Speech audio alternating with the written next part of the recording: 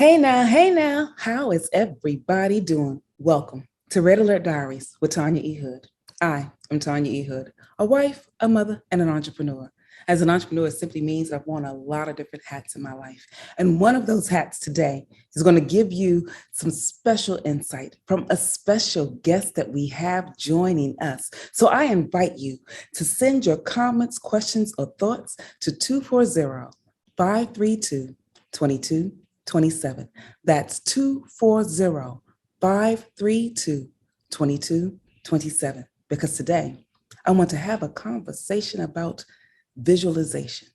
We don't often pay enough attention to how much success we can achieve by just visualizing what we want in our life. And the guest that I have today, for those of you that are on Spotify, you are not able to see him, but my husband, Mr. Eric B. Hood, is here to give us some insight. He is an author, a speaker, and a coach.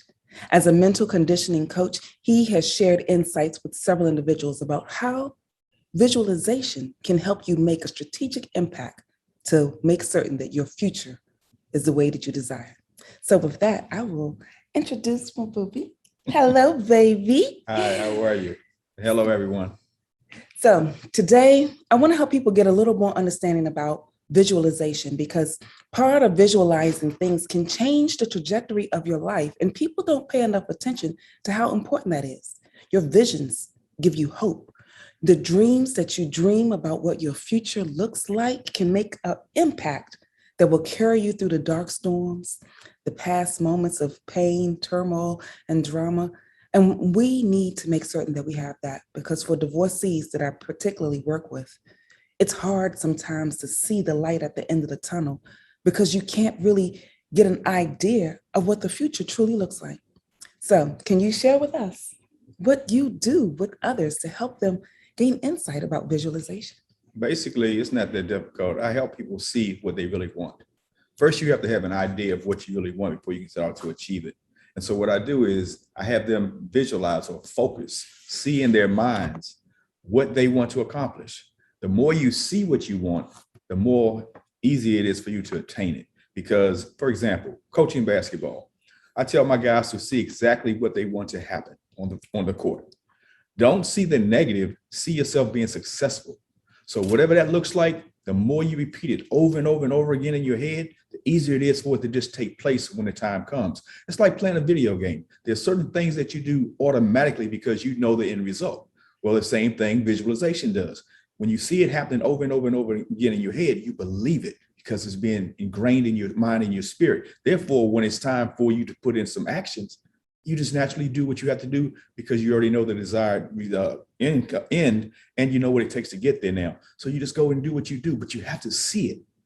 When I coached football, before every game, once he relieved me, my quarterback would come and say, let's sit down and go over the game plan. And I would take him through every single step of what a quarterback does.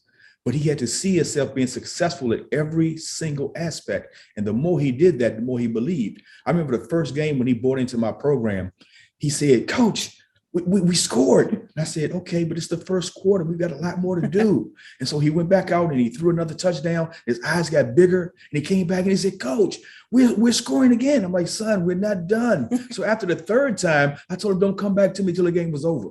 But now he believed. And so every game, before every game and along during the week, he would just sit and meditate and just close his eyes and visualize on being successful at what he wanted. He wanted to be a great quarterback. So he just dreamt about being a great quarterback in every single step, every aspect. He left nothing unturned, and he did very well. So let me pause you right there, because that was a lot of information. So you got me started. Given the information about using sports as an analogy, because he just shared with you primarily the academic mental conditioning that you have to have when you have a sport like that, some of those things you can take away personally. So for those of us that aren't trying to strive to be the quarterback, but the game of life also seems like it has 4 quarters. You have a part of your life where you're in the beginning, where it's fresh and new and fun. Then you walk into the next quarter of your life where you kind of understand where the beginning is. You're not quite halfway through, but you're still enjoying the moments along the way as you pay attention to some of the things that's happening on the sidelines. And then you reach the half mark. Sometimes in that game, you have the opposition come at you. They may be up halfway through the game, but you know you are not done.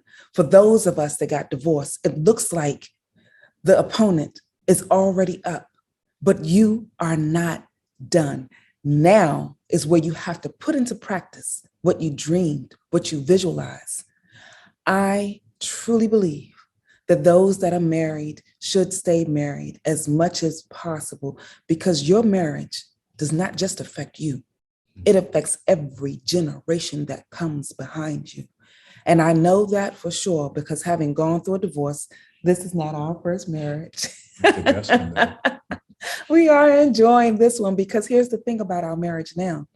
Having already gone through a relationship that I felt defeated me, that I felt was trying to break me, the trauma of it put me in a position where I didn't want to move forward.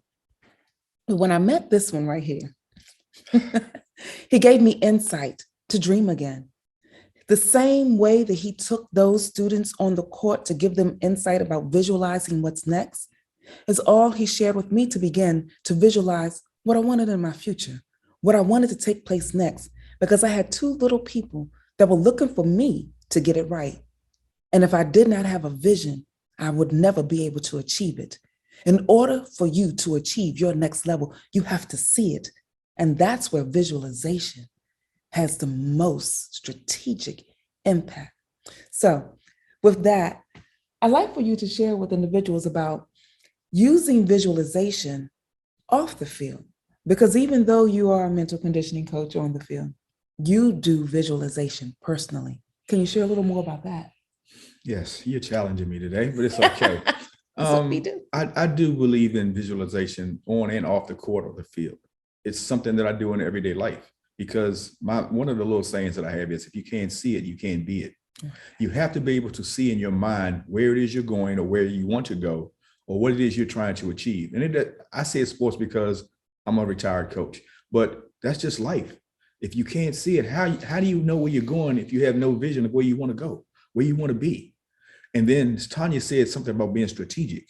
You have to also be strategic in that, because you have to know how to go about getting to where you want to go. You can't just see it. You have to put some things in place, some action steps, and all of that all ties in. When you do your visualization techniques, you're sitting there and you're planning and you're thinking and you're strategizing, but all of those things you're planning and seeing and doing in your vision are your plans that you want to see come to realization. And so in your mind, you sit there and you see those things happening. You see yourself putting those things into place, and you see yourself winning.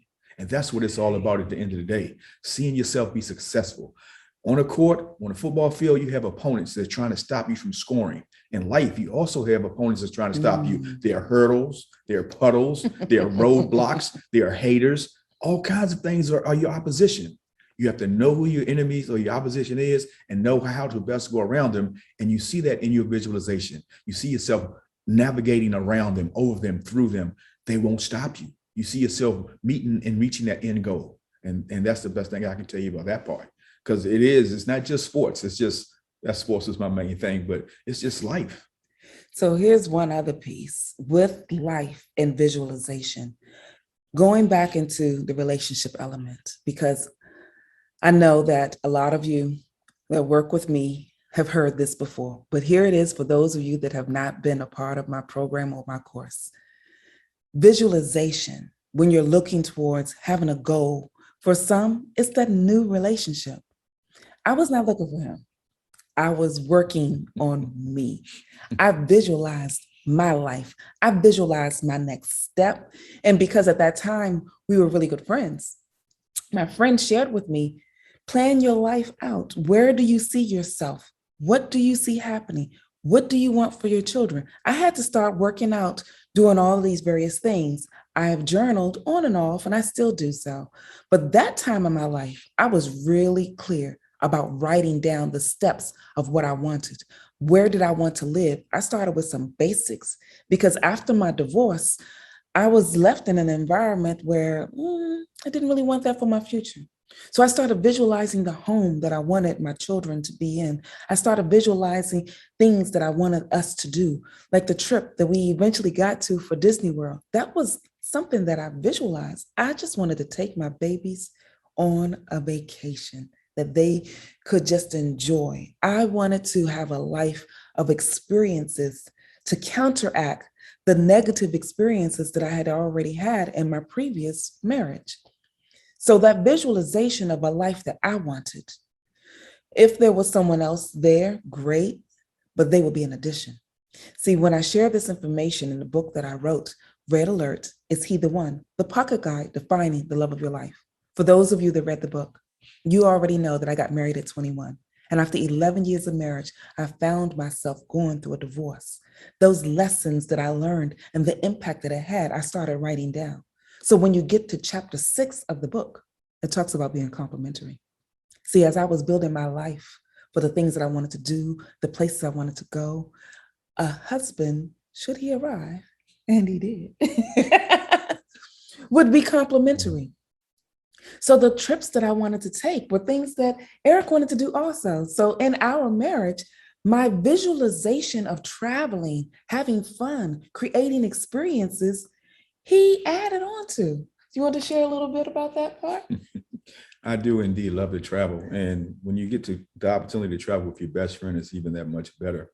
I never did a whole lot of traveling outside of the United States prior to being with Tanya. I did go a couple of places, but man, it has been escalated because she loves to have fun. We complement each other very well, and if we don't go anywhere, we have a great time together because we're best friends. And that was a goal of mine. I made mistakes before and I chose for the wrong reasons.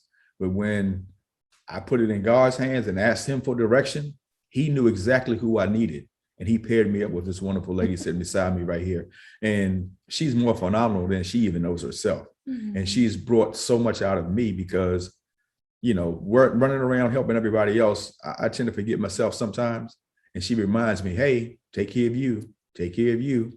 And so we're a good balancing act. And again, I still visualize. There are places that I'm visualizing right now in my head that I want us to go. And as soon as we get through this health thing we're dealing with, we're going to get there because life has to be enjoyable. There's no reason in going through life if you don't have fun. And there's nothing wrong with dreaming. That's all visualization is. It's dreaming. You're visualizing what you want to happen in life. That's nothing but a dream, but your dreams can come true. The more you see it, the more you envision it, the more you plan for it, you'll bring it into your spirit. And if it's what God wants for you, it's going to happen, but it starts with you. So here's one other thing I want to leave you with.